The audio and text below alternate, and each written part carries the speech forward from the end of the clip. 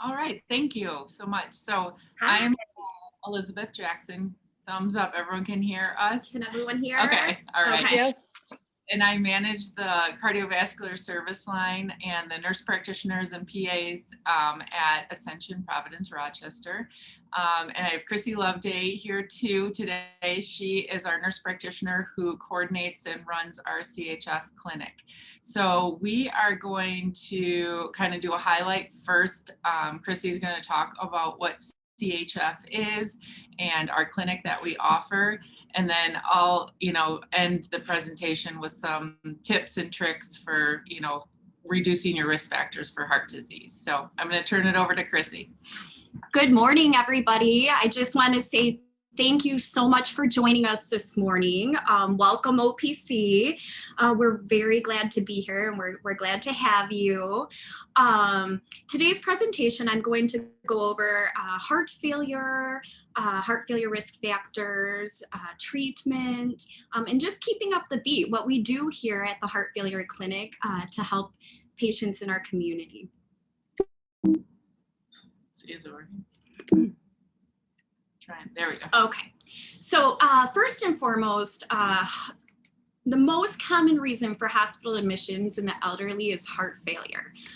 People with heart failure experience loss of productivity and quality of life, but they are often plagued with a return to the emergency room visits and trips to the hospital. Research shows that early physician follow-up can reduce hospital readmission. So this is where the Heart Failure Clinic comes into play. We actually see patients right when they leave the hospital. We like to see them within 5 to 7 days, go through their medications, food, diet, education, which is very important, the whole picture. Make sure that they're taking their medications and doing well with them, and make sure that they're following up with their physicians, because everybody wants to stay home. They don't want to be in the hospital, and they don't want to be not feeling good with symptoms of shortness of breath, trouble breathing. So that is a little taste of what we do at the Heart Failure Clinic. So these findings suggest a role for increased surveillance in early post-discharge period. These patients are at greatest risk of coming back into the hospital. So that's why we see them soon, right after discharge in the Heart Failure Clinic. Heart failure represents a major public health problem. Despite optimal medical therapy, morbidity and mortality rate remain high. The prognosis of patients with CHF is often poor and worse than most types of diagnosis with cancer.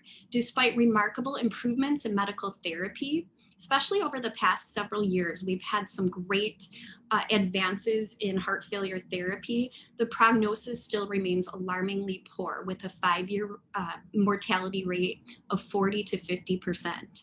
Post-hospital discharge mortality has not substantially improved over time. So that is our goal here. We want to work with patients, give them the tools that they need, keep them on track so we can change things with that, okay? Heart failure is most common diagnosis at hospital discharge in patients over the age of 65 years old. We can go to the next slide. So our program goals is to, first and foremost, we want to improve overall quality of life in heart failure patient population, reduce 30-day mortality and readmission rates, provide chronic disease management. This means diet education, exercise education, medications in the whole picture, mind, body, and soul, stress. And Liz is going to go into all of these things a little later on our speech. Multiple disciplinary approach. So we work together with your cardiologist here at the hospital, primary care physician, social work and case management, dietitians, the pharmacist. So we include everyone with our heart failure patients, because it takes a community to make sure that they're going home and make sure that they are on track with everything that we've talked. Optimize medical care and device management. So we offer some cutting edge devices for heart failure here. Like I said, in the past 5 years, we've advanced in treatment care with heart failure patients. So we have devices that can monitor We have an external device through Zoll that can monitor when patients start to fill up with fluid earlier before they start having the symptoms of the shortness of breath, trouble breathing, swelling and edema. So that way we can interact, change their medications, maybe go over their diet choices, and be very proactive in that, and try to keep them out of the hospital. We also have something called CardioMEMS, which is a little more invasive. It is a procedure. It's a little device that they can implant inside, and it does the same thing. It's early intervention. It shows when those fluid levels start to go up, and we can intervene with medication changes and the same thing. Patient education. So education. It is the most important thing with heart failure. So we start out our education process early while patients are in the hospital.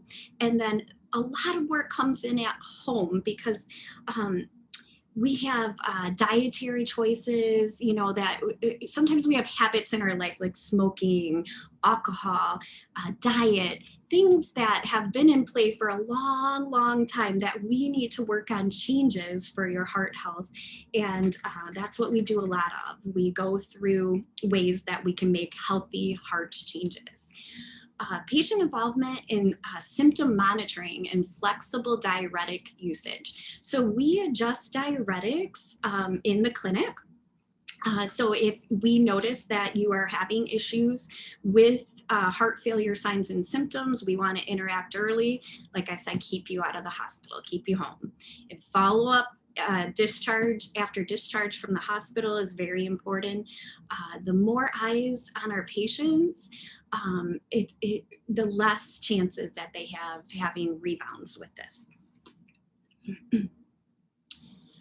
Access to healthcare through in-person follow-up and telephone contact. We actually do have remote monitoring now. So out of all of the bad things that have came out of COVID, I always try to look at the bright side of things, and something good that we have had is doing remote monitoring or virtual visits. So we have upped our game in this access to virtual visits. So this is reaching out to a lot of patients, when they're discharged from home and they have a heart failure exacerbation, they may have not been able to make it to the clinic or come in to see us, and we can do a face-to-face on virtual and do education, exercise, diet monitoring. We also work with home health care. So I do have, we have very nice kits that we give patients in our heart failure program, and we can have them deliver them to them, so if they can't make it in. One other thing that was on the last slide, that's okay. We are involved in clinical research for heart failure. So currently we have 2 trials going on. One is called the BMAD trial, and that has to do with the external device for heart failure monitoring. So we are taking patients in that trial right now. And then another is called the DIAMOND study, and this is a worldwide study that they are doing for patients that have high potassium levels and may not be able to do what's called guideline-directed medical therapy for heart failure. So we want to see if we can get them back on track, get them back on guideline-directed medical therapy. So one thing we take pride in, our clinic appointments last about 45 minutes, especially 45 to 60 minutes, especially with our first visit. We want to fill that gap in between the hospital and going in to see the cardiologist, and we can spend that extra time with the patients, give them the education that they need. We give them an education packet when they're in the hospital. It looks like a little red packet like this. It has a calendar in it for daily weights, a nice little list for medications.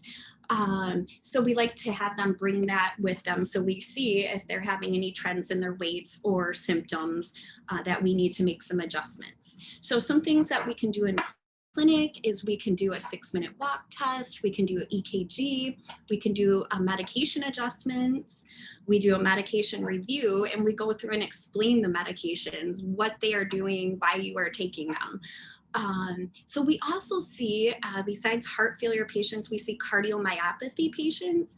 Cardiomyopathy patients have what's called, they're diagnosed with a low ejection fraction, and sometimes they go home with an external device, which is called a life vest, which is, if you've ever heard of an ICD, which is a implantable defibrillator. This one's external. So we gap their care 60 to 90 days to make sure, that they get optimal care and see if we can get a rise in that ejection fraction. But these patients are at higher risk of an arrhythmia during this time when that ejection fraction is low. So we want to make sure they're safe, they go home with a life vest. So you can understand that can be very stressful.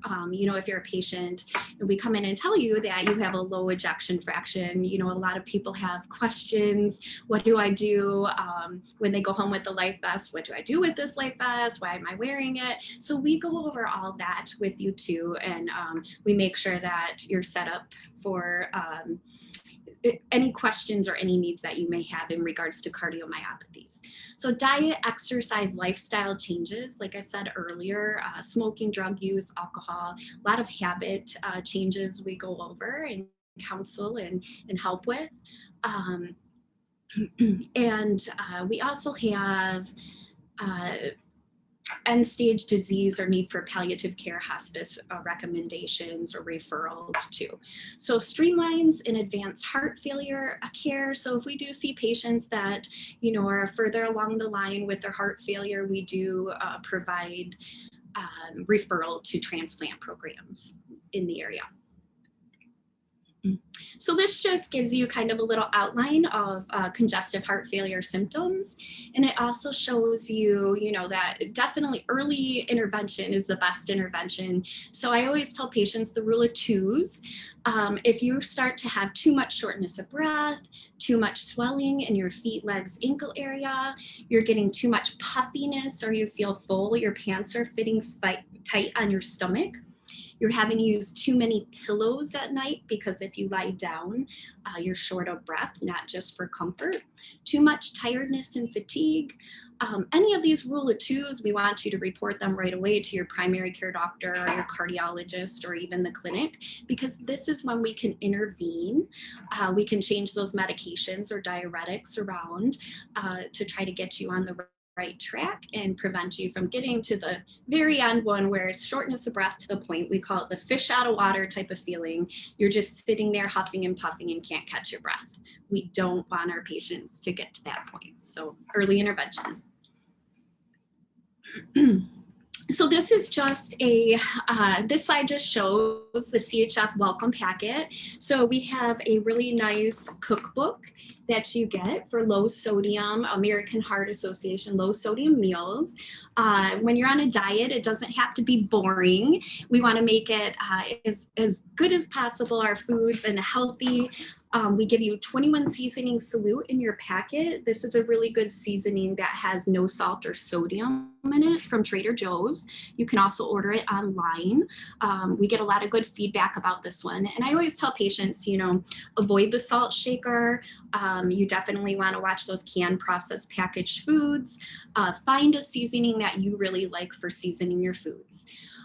If a patient does not have a scale, we have new scales for them. It's important to take their weights because with that rule of twos, if you have greater than 2 pounds weight gain overnight, meaning 3 pounds or more, sudden weight gain is usually edema weight gain. It comes on more fast than just gradual weight gain from not eating so well.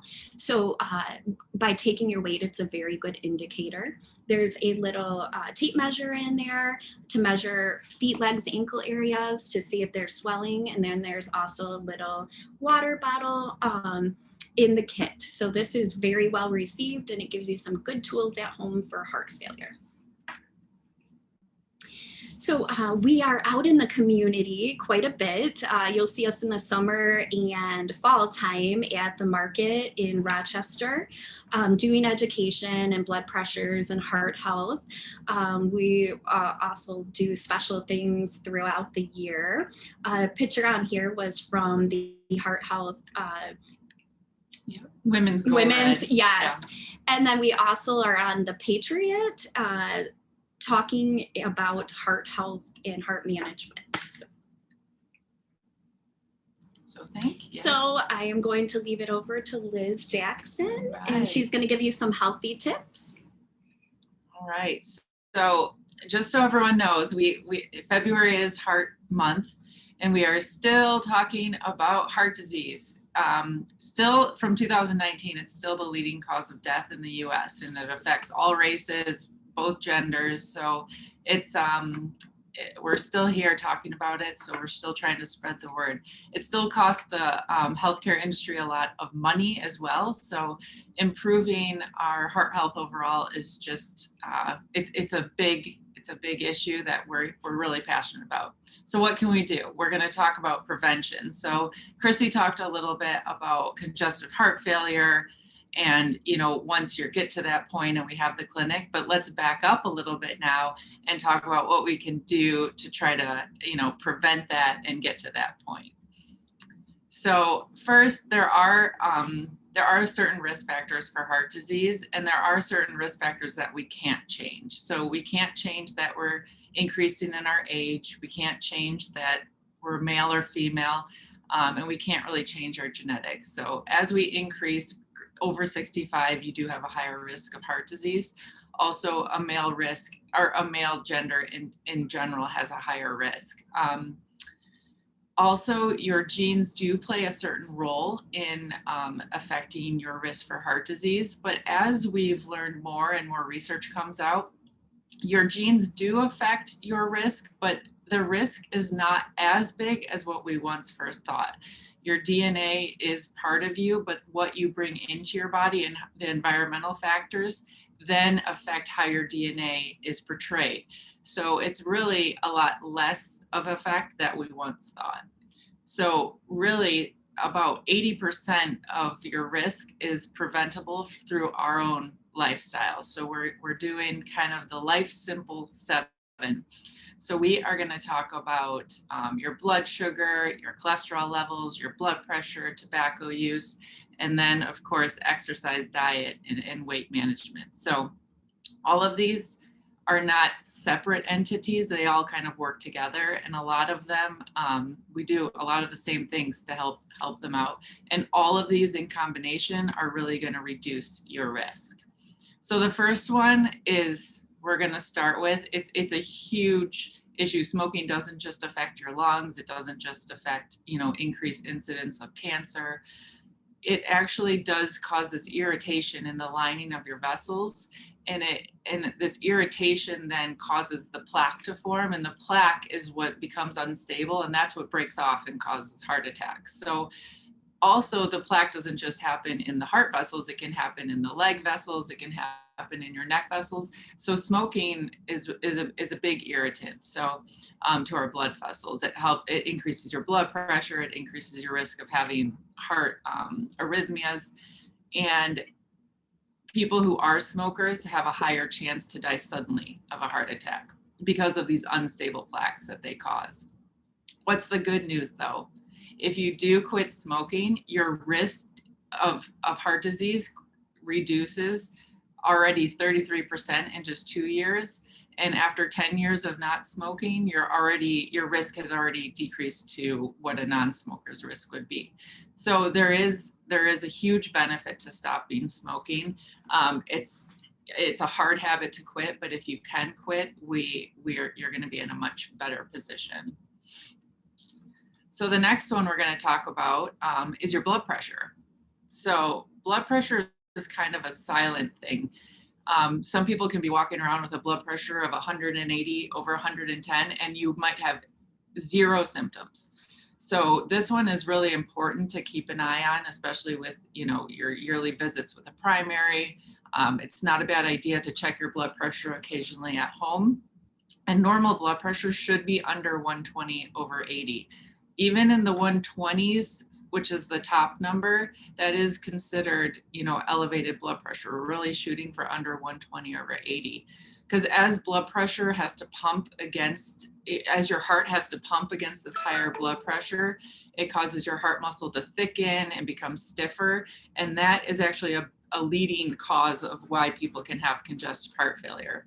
So really important, a really important risk factor to try to reduce. And it's one of those silent things that people are walking around and don't necessarily know that their blood pressures are elevated. So high blood pressure alongside of smoking and cholesterol issues and diabetes, you're just continuing to increase your risk of heart disease. So the good news, I always, like Chrissy, we always like to focus on what the good news is. So with blood pressure, a lot of people do have to be on medications for blood pressure. But the good news is there's a lot of things that you can control that can reduce your blood pressure, the top number, the systolic blood pressure. So maintaining a healthy weight or reducing your weight, you can reduce your systolic blood pressure by 5 to 20 points. You're improving your diet, having less saturated fat, better lower sodium. You can reduce it anywhere from 2 to 14 points just by improving your diet. Physical activity is huge. Moving your body, and we shoot for 30 minutes a day, but it doesn't necessarily have to be 30 minutes straight. You could do 10 minutes in the morning, 10 minutes at lunch, 10 minutes at night. It does not have to be an overwhelming concept, and that again is going to help reduce your blood pressure. So all of these things are in your own control, as well as alcohol consumption. Alcohol consumption in moderation, like no more than 2 drinks per day for a man and 1 for a woman. And this is like a measured, sometimes the glasses now are this big. That doesn't mean it's 1 drink, you know, it's still about 4 ounces or 5 ounces, 4 ounces of wine, 8 ounces of beer, 1 ounce of other alcohol. So be careful with portion sizes too, because these huge glasses kind of can alter how much you think you're actually taking it. So the other good news is once you lower your risk, you're lowering your risk for stroke, you're lowering your risk of heart attack, you're lowering your risk of congestive heart failure. Also, it can affect your kidneys. And so all of these things are huge lifestyle. Like if you have a stroke and a heart attack, that can be a huge life limiting factor. So it's really, really important to focus on this blood pressure. So the next part of our circle we're looking at is controlling your blood sugar and controlling your cholesterol. Now let's keep this really simple. How do you control your cholesterol? How do you control your blood sugar? It's literally the same thing. Eat smart, move more, don't smoke. And if you are on medications, make sure you're taking them as directed. We're really trying to keep this a little bit more simple, because if you have high cholesterol and you have diabetes, you don't have to worry about being on this certain diabetic diet and a certain low fat, low cholesterol diet. Overall, we're going to talk a little bit more about what kind of diets that you can do with a few like substitutions here and there that can really help this overall. But it's all the same concepts over and over again. And then the last little group it's a big part of our heart health actually, is maintaining healthy body weight, watching the foods that you take into your body, and then movement. So unfortunately, we have seen a pandemic this last year, obviously. We are also have a different pandemic in our country, and it's obesity pandemic. The majority of people in our country are considered at least overweight to obese category, and we have about 6% are even in the extremely obese category. This is something I'm kind of passionate about because it's actually starting in childhood now. We are obviously, I mean, especially now we're seeing more and more screen time. We see a lot of kids inactive as well. So this sedentary lifestyle is leading into a pandemic of obesity. So something that can help, with this obesity pandemic is following a heart healthy diet. Now, there are more diets out on the market right now than ever before. I think you hear keto, you hear Atkins, you hear plant-based, vegetarian, vegan, it's all over the place. And I think it can be really, really confusing. because you're hearing all sorts of different, and fasting and intermittent fasting. So you're hearing all sorts of things all the time. So the basics is to eat whole foods. This is kind of what we tell our patients. We want to, when you look at a package, if there are more than 6, 7, 10 ingredients on a package, that is a highly processed food with a lot of additives, likely a lot of added sugars, and likely not healthy fats. So we're shooting for fruits, vegetables, not necessarily from cans, whole wheats, oatmeals, grains, fish, especially ones that have omega-3 fatty acids like salmon, mackerel, trout. And then the added sugars we really have to be careful for, like the sugary drinks, the high fructose syrup containing things. That's what we really have to try to really limit and cut out. So here's kind of a visual of more of like a whole foods based diet. So nuts, avocado is a great source of healthy fats. Legumes, you can oftentimes substitute a meat for a legume. Green leafy vegetables, whole grains. Quinoa is a great grain that has a lot of protein, a lot of fiber to keep you full. And the other thing I love to talk about is becoming a flexitarian. So I think just saying, you guys, you should be a vegan, or you should be a vegetarian, or you need to only eat meat and vegetables. Like this is a hard thing to just, commit to. So a flexitarian is a person who's mostly a plant-based, vegetarian, but then will substitute in some meat, fish and poultry. So instead of focusing on the meat as your main component of your meal, focus on vegetables, fruits, whole grains, with then flipping in some meat as you can. So even if you just pick 2 dinners a night to make that switch, it's going to make a big difference in your heart healthy risk. My biggest love, and this is what I like to talk about the most probably, is movement. Movement and exercise is going to help with all of this. As you move, you reduce your stress, you reduce your, as you're exercising, usually then you're trying to follow more of a heart healthy diet.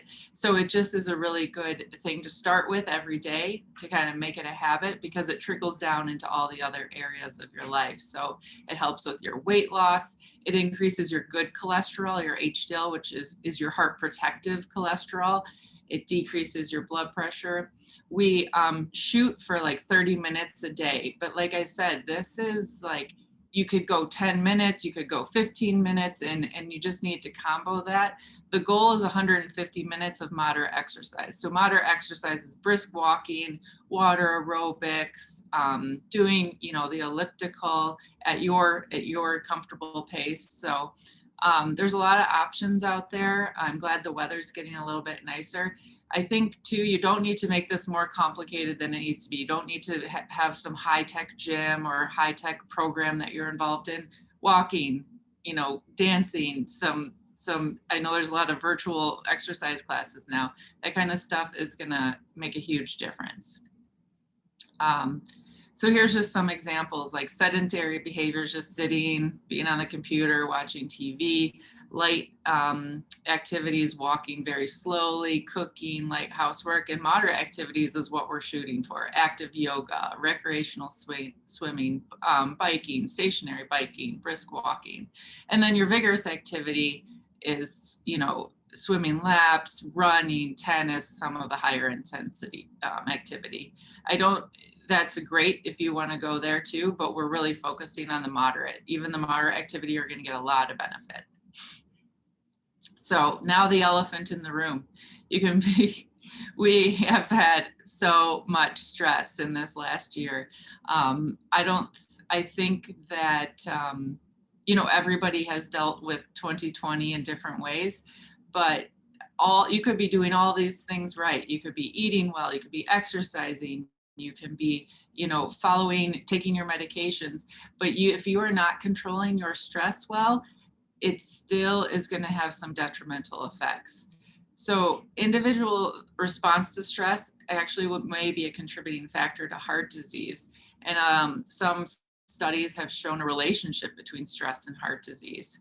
So in our ancestors, and way back in the day when we had a stressful event, it was like a saber-toothed tiger coming at us. You have a big rush of cortisol, which then you have glucose excretion, and that glucose gets used because you need a lot of energy to run away from that saber-toothed tiger. So this is a normal process that we have gone through. Right now in our country, people are in a chronic state of having this increased cortisol, increased glucose. So our bodies are keeping the glucose, and it lands right in your abdominal area because your body's saying, I'm still stressed, I still have high cortisol, I'm still ready for anything to happen. And we are actually becoming more obese and more glucose resistant and more insulin resistant. And that constant stress is causing chronic diseases and chronic inflammation. So you could be doing everything right, but if you're not managing stress well, it still is going to have some detrimental effects. So mental health is more important than ever. So we wanted to talk about some ways to help combat stress. So slow down. So a lot of people, I mean, we included, you're always trying to get on to the next thing. You're on the go. You're going from one place to another. But plan ahead. Allow enough time to get the most important things done without having to rush. So that's kind of, working to plan your day. Number 2 is snooze more. There's been a lot of people that always brag, I can manage with 4 hours of sleep. It's actually not good for you. 7 to 9 hours of sleep is actually the goal. And that is really important because it's also been shown with chronic sleep deprivation and having the lower numbers of, quality sleep also increases cortisol, which also increases insulin resistance, which again causes this abdominal obesity. Number 3 is let worry go. The world is not going to end if a few things fall off your plate. So give yourself a break, just breathe. 4 is laugh it up. Laughter is one of the best medicines. So don't be afraid to laugh out loud. Try to connect with your friends. And that was the next one, is get connected. So happy to see everybody here today. I think this is a new way of connection, but this is, one way that you can connect. I know my parents started playing virtual euchre with my aunt and uncle. So they're getting creative on ways to connect. But I think that has caused, increasing connections again has improved some of the stress. Also get organized. When you start the day without a plan, that can lead to a lot of anxiety and feelings of stress. So have your to-do plan, and a lot of people have daily organizers. 7 is practice giving back. Rochester has so many great opportunities to give back, and just immersing yourself in some of that community really gives you a lot of positive feedback, which then in turn reduces your stress. Number 8 is being active every day. Exercise, movement, just don't be sedentary. Even if you're sitting down, if you can get up every hour and 10 minutes and just move around, you'll see huge benefits, and it's gonna increase those positive hormones in your brain just to give you that little boost. Give up the bad habits. So giving up bad habits is a little bit easier when you're starting to do these other things by, positive or good sleeping, exercising. That can sometimes help then trickle into reducing your alcohol intake, stopping smoking, improving what you're putting into your body. And then the last one is lean into the things you can change. So we all know that there's so many things out there that we don't have control over. We don't have control over this. There's just so many things, pandemics and politics and school closings and school openings and what's going on at work and what's going on at home and with family. But there are certain things that you can adjust how you react to the situation, which then, and just keep leaning into the things that you do have control over. So that is the end of our talk right now. I hope, you got a little bit out of this. And we really want to thank you all for, joining in today. It's so nice to see all the faces and the pictures up, just so we can still stay connected, even though we aren't physically there yet. So if there are any questions, or I'm not sure if Marianne, if you have anything, but thank you guys all. Thank you. We're already on time. Oh.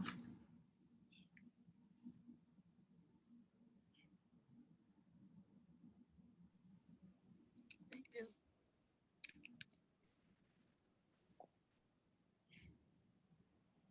Thank you. Thank Oh, you. yeah, you're welcome. It was a very good program. I thought it was very interesting. Thank you. Yeah. It was excellent. How can I? Is anyone still listening? I don't care if they do or not, but I had congestive heart failure. Cardiac arrest, shall we say, in November, and I was at Ascension. Now, they didn't tell me about coming to your clinic after I was released. I'm doing your cardiac rehab right now, and I have a pacemaker in now, but just was curious why I didn't know about it. That would have been very helpful. So we give the patients receive the information or the packet when they're in the hospital. And on the discharge instructions, there is usually a pre-scheduled appointment. So I don't know if you. I must have gotten missed somehow. I went home with the life vest and all that. I'm just curious. It would have been very comforting at the time to have had that. That would have been very helpful. Well, you are definitely welcome to come see us. Thanks. Name and information and get a hold of you. And Okay. All right. It's very helpful. They're very helpful also at cardiac rehab. So thank you. Yes. And we are the heart failure clinic is literally right below cardiac rehab. Oh, okay. Great. All right. I'll figure out how I can get in touch with you guys. I'll do that. Thank you. Actually, I have that department now, just of recent, and so I kind of reached out to them to say we need to, strengthen our partnership between cardiac rehab and our CHF clinic. So I brought that up because it's been a topic that we're trying to just form like a more of a relationship to refer patients back and forth. So Right, because there's so many questions and things you begin to run into. That was November 12th. So, I mean, I'm months have gone by, but there's still things every day that I'm trying to understand and figure out, because I would like to make it another 20 years at 63. There's some hope. I would love to see you. A lot of good information for you. And yes. Yeah, that would be great. That'd be great. All right, I will find you guys. So thank you very much. Okay. Any other questions out there? Comments? Yeah, let me just look in the chat.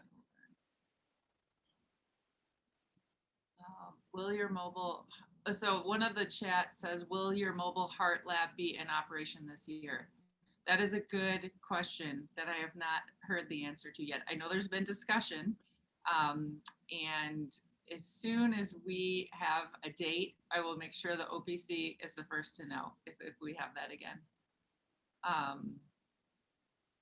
So we have another one so we need to get the clinic in the discharge instructions more. So we had a 92-year-old admitted to Ascension, but we did not have the CHF clinic at the time of discharge. So we might have another person to reach out to. And then one other person said, can you please repeat the rule of twos again? Oh, yes. So the rule of twos, can everyone hear me okay? Mm-hmm. The rule of twos, if you start noticing you're having too much shortness of breath with exertion, you're having too much swelling or feeling full in your belly area, you're having too much swelling or edema in your lower extremities, they're feeling puffy, greater than 2 pounds weight gain overnight, meaning 3 pounds weight gain or sudden weight gain, having to sit up on too many pillows at night because you're short of breath, not just for comfort. Those are the rule of twos, too much tiredness and fatigue. And I always tell patients too, if they've had in exacerbation with heart failure, or have had those heart failure symptoms, and unfortunately had been to the point where they were so short of breath, they're just sitting there. These symptoms come on, if you were to write a diary, they come on the same. So if you start noticing these symptoms, you want to intervene very early with this rule of twos, because that is the area where we can adjust your medications, watch your diet, watch you closely, and like I said, keep you out of that fish out of water type of feeling. So that's what we're here for. We're here to keep you home, keep you healthy. With heart failure, you know, it is a chronic condition. And it has ups and downs, just like any other, like diabetes. We can help you with the tools to manage it. We want to keep you from having those ups and downs and keep you on a smooth playing field with it. So that's what we're here for. Great. I will find you. I wanted to know, is there a problem if during the night a hand or a foot falls asleep? So if a hand or a foot falls asleep, so there's a lot of Neuropathy. could happen. Yeah. I mean, sometimes it's more of a nerve issue. Like there could be an issue with some, you know, the cervical area is inflamed, and that can cause some nerve issues. Sometimes tingling in your hands or feet can actually be neuropathy, which is could be caused by diabetes, alcohol intake. Sometimes it's just positioning that you've been in a certain position for a while, and then there's a little bit of a lack of blood flow in that way. So if it's something though that is bothering you and continues to happen, I wouldn't hesitate to have some testing done. Sometimes they can check the blood flow in your legs to make sure the arteries are healthy there. So that would probably be my next step in that. Okay, thank you. So experience with, there's a chat too. My experience with virtual medicine is that visits that they're general and superficial, nothing like face-to-face, yet the cost is only slightly lower. You seem to be favorable on virtual meetings. Can you comment on how effective you find them to be for something as important as heart health? So just to comment on that, so I love to meet patients face to face. Unfortunately, with what has been going on with COVID, some people are not comfortable with face to face, or you have patients that are bedridden or they can't get out of the hospital that we may not be able to reach otherwise, or would not be able to come into the clinic. So for that, I think it really has benefits. As far as the virtual appointment, we go over the education, the booklets. Like I said, if they have home health care, or even if a family member can come in and get their kit, their heart failure kit. So we also, of course, I can't listen to their lungs over the computer, or I cannot listen to the heart, but I can do education, and I can see, if they're having more swelling, I can their signs and symptoms that they're having and see if we need some adjustments. So where prior to having virtual visits, you would be coming in. So, yeah, so I do feel like it's beneficial, but I love seeing my patients in person. Yeah, it's not a one-for-one like equal. I think that having patients come in, especially in the first visit, is really beneficial to establish that relationship and have that face-to-face. I think where the virtual visits come in is when we wouldn't see them at all. And that's at least a better option than not having any contact with them. So that's kind of my view too, is that it's opened up the door for some of the patients that we would have never had, really any contact with. So at least it gives us that little bit of step up. But I agree, face-to-face is definitely more impactful. So I'm going to give you the phone number so you guys have it for the heart failure clinic. If you have pen and paper, I can wait a minute, but that way, if you have any questions or any needs, or any family members that have needs, you can definitely reach out to us. The phone number there is 248-496-6702. I can also email it to everybody. Thank you, Mary. Perfect, thank you.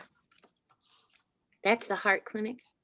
It's a heart failure clinic, correct? Yeah, so definitely reach out. It's not just limited to somebody who is just in the hospital.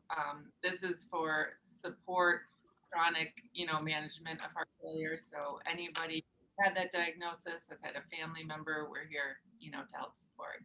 Okay. Thank you so much. I'm concerned with my hypertension. I'm taking 4 oral meds for it, and my systolic is averaging about 155, and my BMI is 34. And I haven't been able to get it down. I sometimes have episodes of edema in my feet and my ankles. It's chronic.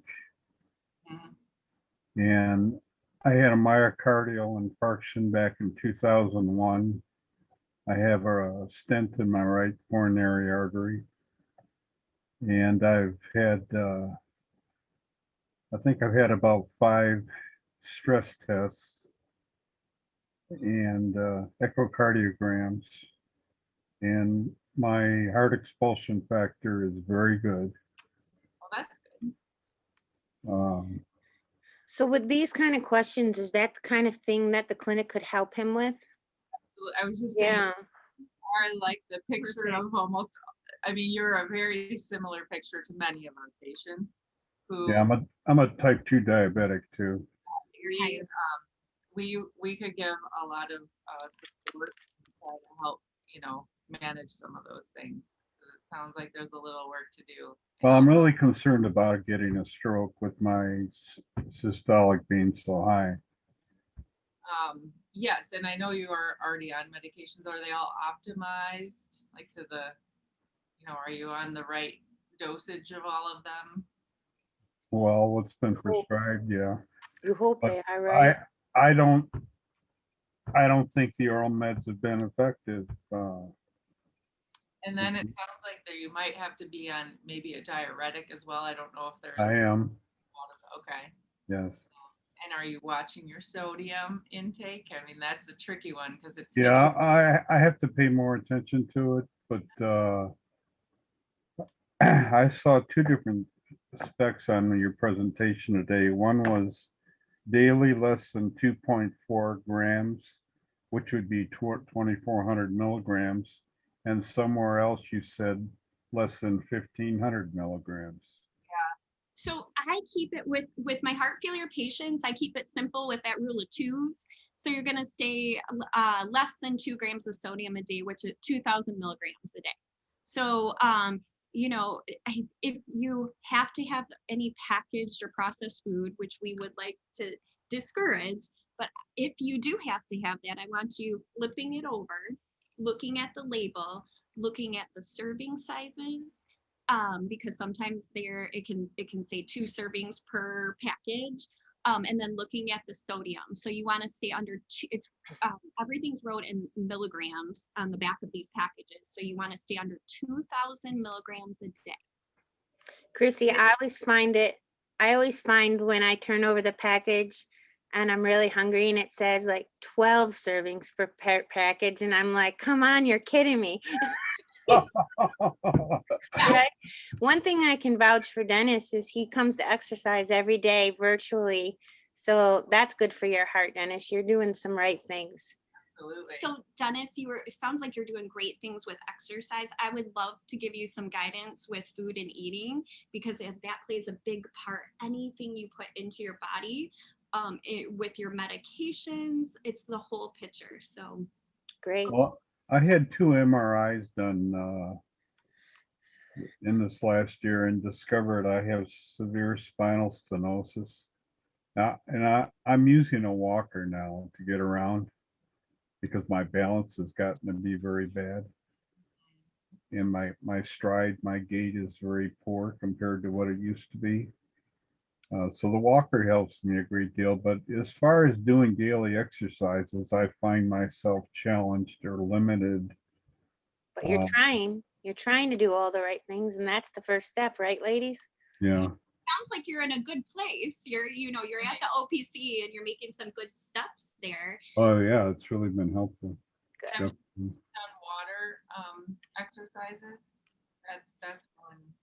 Yeah, I don't know that you've done any of the water stuff yet. I think he's waiting until after he get his vaccine. No, I haven't done anything water-wise. Sometimes when there is some limitation with, the high impact weight bearing exercises, water exercises are really good. I used to be an avid bicyclist, and I used to bike about 900 miles every summer.